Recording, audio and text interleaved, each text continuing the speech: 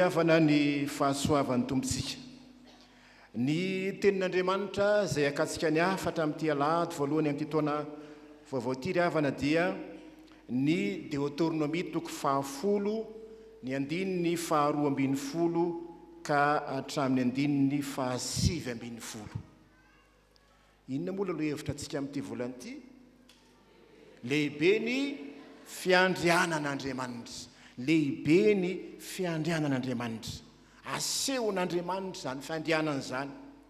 Souveraineté moa zany. Milaza fahamboniana. Andriamanitra avo. Andriamanitra ny Tompon'ny hery sy ny fahefana. Zany no ambara amin'izany hoe fiandrianan'Andriamanitra zany.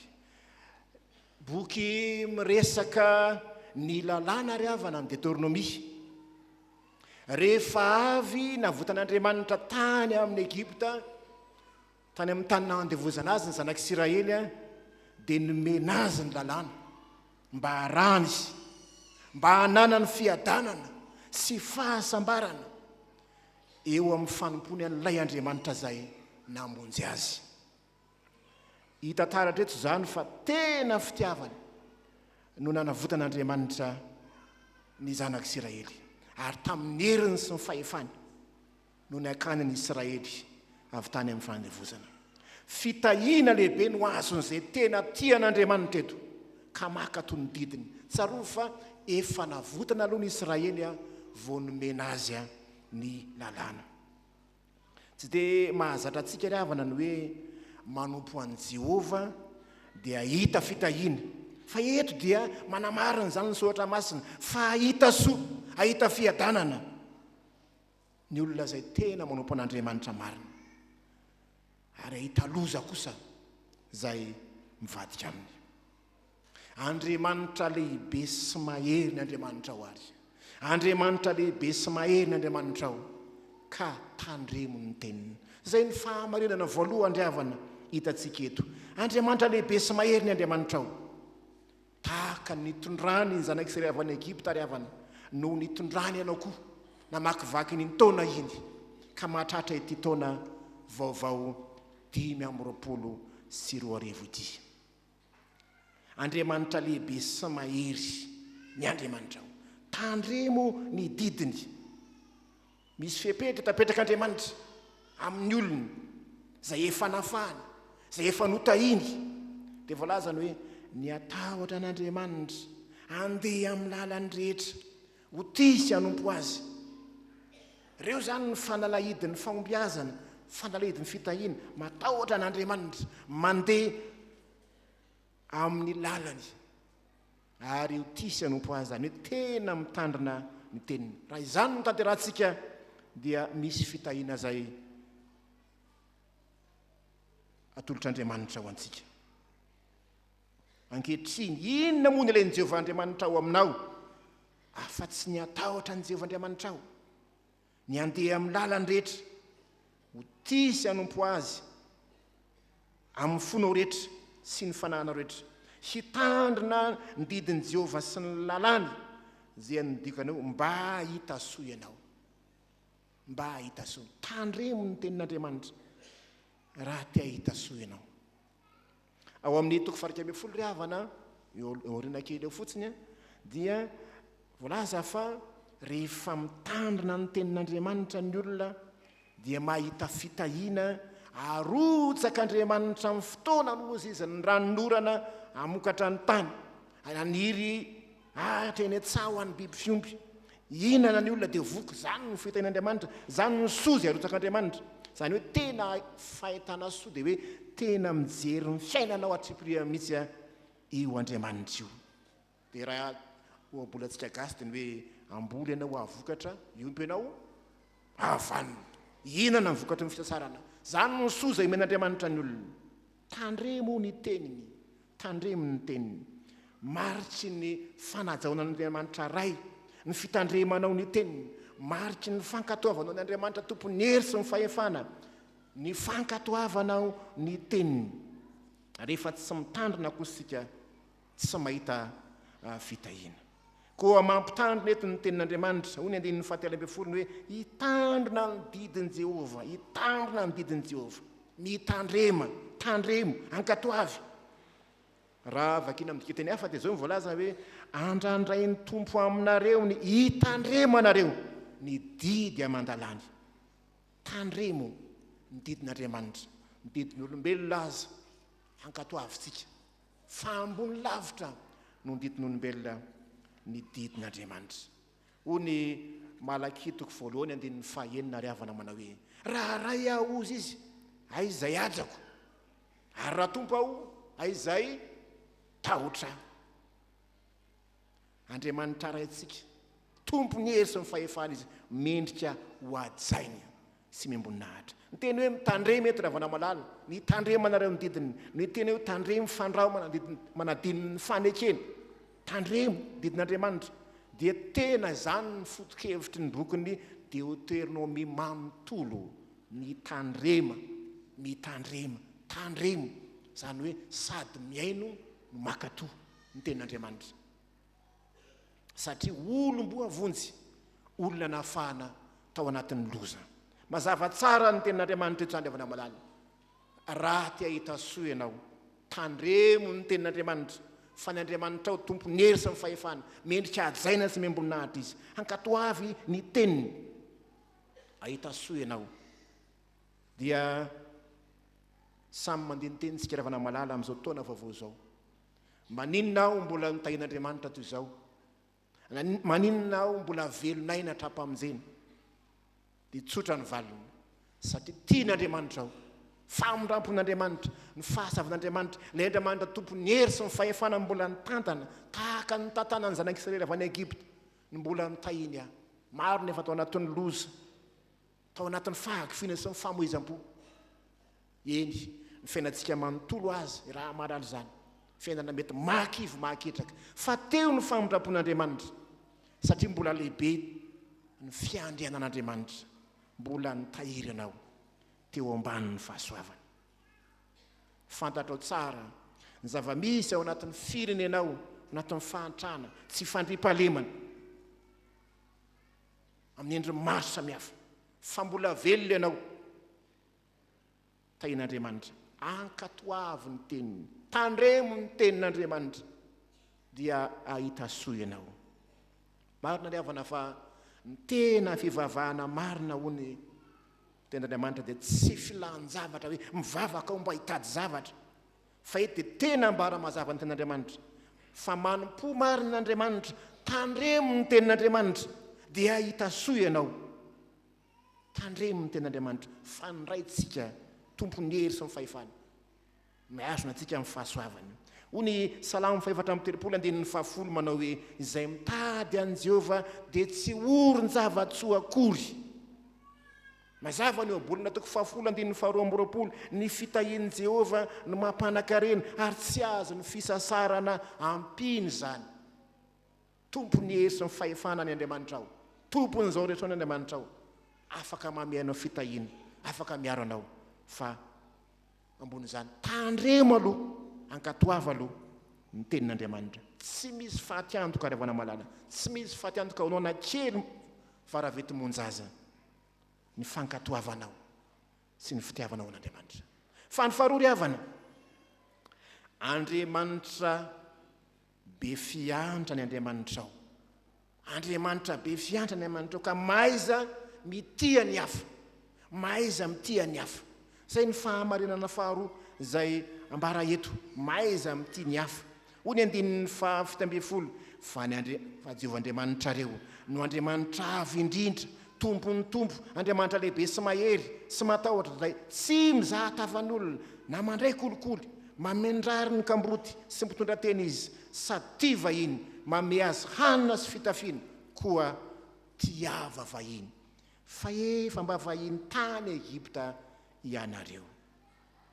eo ambony izy dia manao hoe firao ny fonareo fa aza mafiatoka itsony ny Andriamanitra ao dia Andriamanitra be fiantra Andriamanitra be fitiavana ary zany ny manositra anao ihany koa hoe tian'Andriamanitra ao dia hiezaka aho hitia ny hafa na amindrany Andriamanitra fo aho dia ho mpamindra fo ihany koa Andriamanitra tsy nizata van'olona izy dia toy izany koa aho satria ny zanaka dia tsarovy manahaka ny ray.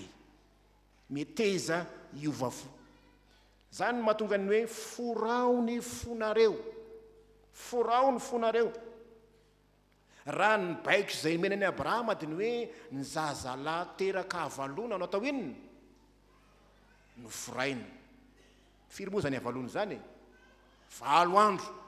Zay ny baikin'Andriamanitra. Forao zany ny baiko. Forao ny zazalahy teraka avalona tany amin'ny andron'ny Abrahama zany. Fa tsy ampy zany, endrika ivelany zany.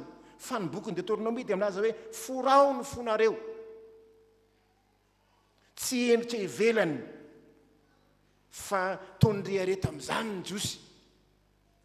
Hoe izy ihany ny voafora dia izy ihany ny voakan'Andriamanitra zanaky ny teny fikasana. Fa eto ny hoe forao ny fonareo. Fanolora-tena ho an'ny tompo zany. Ao amin'ny 𝗟𝗏𝗵𝗀 Masina dia ny famorana ny fo. Raha ny bokin'ny 𝗍𝗍 jeremana, ny famorana ny fo dia mba hahalalana an Jehovah. Fa ny famorana ny fo amin'ny bokin'ny Toriteny dia mba hitiavana an Jehovah. Mba hitiavana an Jehovah. Forao ny fonao mba hitiavanao an Jehovah. Karaha tian Jehovah ianao dia ho tiany hafa ihany koa. Ka ny fo tsy voafora zany entina manambara tsy fanekenan'Andriamanitra. Tahaka an'izany koa ny hoe tsy voafora sofina, manao be marenina zany, tsy mety miaino tenin'Andriamanitra. Ny fo no forana mba hitiavana, satria ny Israely toa tsy nihainy tian'Andriamanitra intsony. Dia hoe ny fonareo ny tia no forao. Mba hahatonga nareo ahitian'Andriamanitra dia hitia ny hafa ihany koa. Zany io Andriamanitra io. Forao ny fonareo. Endriky ny fibebahana zany. Endriky ny fanolora-tena ho an'ny tompo zany. Ny olona tena mivavaka dia olona voafora fo. Fa tsy tahaka ny fariseo ny endrika ivelany. Angely endrika ivelany, tahaka ny famorana, endrika ivelany zany. Tsy zany akory no maha-kristianina ny hoe ny fitafiana ivelany. Tsy zany ny maha-kristianina. Zay no nahatonga ny Jesosy nasika tamin'ny fariseo hoe nareo dia tahaka ny fasana ianareo. Manao ahoana ny fasana? Voalalitra fotsy tsara ny ivelany, fa ao anatiny maninona? Feno taolapaty. Misy kristianina tahaka ny fasana ve? Endrika ivelany tena olon'Andriamanitra, vongam-panahy ilay fiteny. Hay ao anatiny feno fiatsaram-belatsihy, fankalana. Ary zany tsy mety amin'izany hoe endrika ivelany fotsiny zany. Ny fifavanan'Andriamanitra dia fifavana amin'ny fo. Zay hoe rehefa tonga ny tombo-vao ohatra zao dia avaozina ny fo, fanolora-tena ho an'ny tompo. Andriamanitra be fiandrany Andriamanitra ao. Tian'Andriamanitra ianao, aoka iova-fo isika.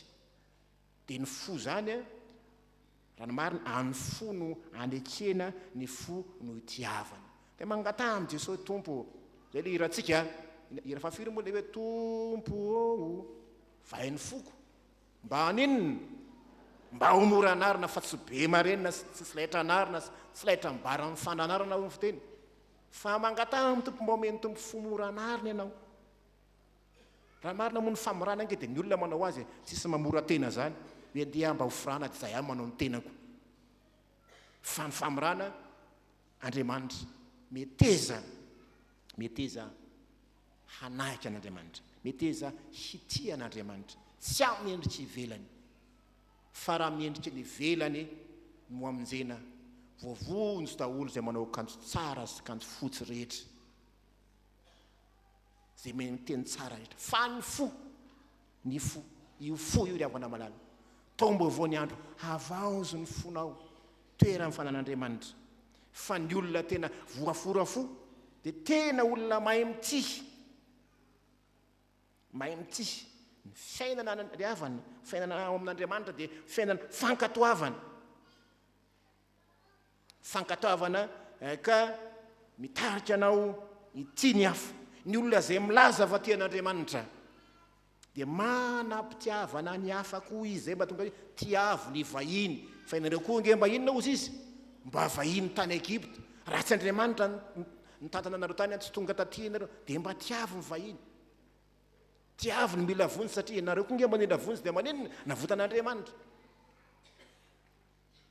Misy fiatraikany eo amin'ny fiainana andavanandro zany fankatavantsika ny tenin'Andriamanitra zany. Ny Deutéronomie 20 andininy 7 dia milaza ny hoe tenin'Andriamanitra dia alatsaka ho am-po, zany hoe tenin'Andriamanitra dia iainana fahatsenona, tsy mamaky baiboly, tsy zay ny zava-dehibe akory fa ny fankatoavana zay novakiana zay ny anarana, tsy azosarana amin'ny teny. Zany ny jiosy atsony hoe filakitera moa ny filazana azy, ety amin'ny andrina dia asiana boaty kely vita amin'ny hoditra misy didy ao anatiny, ary eny amin'ny sandry ihany koa dia afatotreny izy. Dia mazava ny dikany iny dia hoe ny tenin'Andriamanitra dia hainao, atao ety amin'ny andrina, hainao ny tenin'Andriamanitra ety amin'ny sandry izy ary ataonao, akatoavinao, ampiarinao ny tenin'Andriamanitra. Zany ry havana ny fiainana kristianina, sady mahay ny mampiatra fa tsy olona be teoria nefa tsy mahay pratika amin'ny fiainana. Ry havana indrindra amin'ny tompo, raha tia n'Andriamanitra isika, raha tia n'Andriamanitra isika dia mitia ny hafa ihany koa, satria nitiavin'Andriamanitra aho, nitiavin'Andriamanitra isika dia andeko mba hitia ny hafa, hitia ireo mila vonjy. Voalaza hoe ny vahiny, kambotsy sy ny sisa mila vonjy dia tiaviny ireny. Ny olona tena mibebaka, ny olona nanaiky voafo, ny olona nanokana amin'ny fono amin'ny tompo ka nanaiky voafora fo, zay ihany ny olona afaka mitia ny hafa. Fa ny olona mitia nefa tsy resy lahatra ny tenin'Andriamanitra, tsy ny voafo akory, dia fitiavana fiatsaram-belatsy zany, fitiavana mila tambony zany. Fa ny olona voafora fo, ny olona efa nibebaka no mahay mitia ny hafa ihany koa. Hoy ny voalazany dieny manao hoe noho izany aoka ny fonareo ho voatokana tanteraka ho an'ny tompo fa aza mahafiatoka intsony. Zany ny fo voafora, fo voatokana ho an'ny tompo ka vonina ity ny hafa ihany koa. Ry havana rehetra amin'ny tompo, ny Andriamanitrao dia Andriamanitra be fiantra, dia mitaona anao koa ity ny hafa, anampy ny mila vonjy, fifanampiana, fifanohanana, zany no ilaina ankehitriny fa tsy fanomezantsiny. Raha fantatrao fa tian'Andriamanitra ianao dia meteza ihany koa ity ny hafa, fa efa mba nijaly ianareo dia tonga Andriamanitra nanampy ianareo, fa efa mba tsy manana ianareo dia nampian'Andriamanitra, toy izany koa meteza hanampy ny hafa. Zany ny toe-tsaina kristianina, rehefa tian'Andriamanitra, rehefa matsiaro ny tiavina dia mitia n'Andriamanitra ihany koa. Dia n'Andriamanitra voninahitra fa homana kosa izany teny izany, famarinana roa lehibe no azontsika androany. Andriamanitra lehibe sy mahena Andriamanitra ao, ka andremo ny didiny. Andriamanitra be fiantra izy, koa mahaiza mitia ny hafa. N'Andriamanitra voninahitra ho aminao fiadanany. Amen.